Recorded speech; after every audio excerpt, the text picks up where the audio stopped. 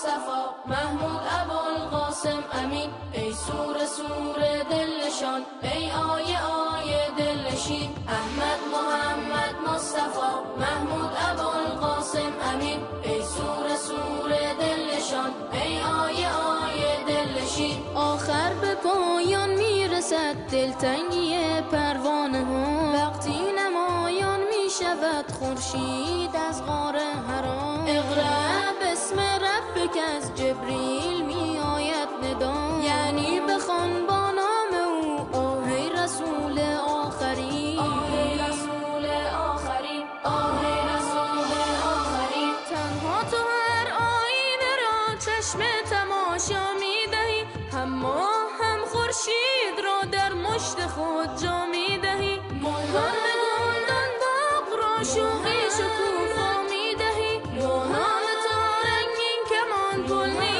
زند روی زمین، با نام تو رنگین کمان پل می زند روی زمین، با نام تو رنگین کمان پل می زند روی زمین. احمد محمد مصطفی محمود ابوالقاسم امین، ای سور سور دلشان، ای آیه آیه دلشین. احمد محمد مصطفی محمود ابوالقاسم امین، ای سور سور دلشان، ای آیه آیه دلشین. با لهجه باران خدا با تو تکلم می کند، دریا به دریا دل به دل دنیا تلاطم می کند. خود را تمام آسمان در چشم تو گم می کند.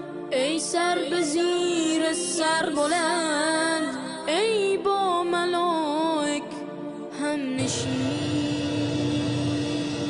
ای سر به زیر سر بلند، ای با ملائک هم نشین، ای سر به زیر سر بلند، ای با ملائک هم نشین. لحن خدا حس می شود از هر کلام روشنت، یک آسمان گل می کند با هر سلام روشنت. گلها معطر می شوند از عطر نام روشنت. نام تو مهر جاودان، نام تو صبح راستی، نام تو صبح راستی، نام تو صبح راستی.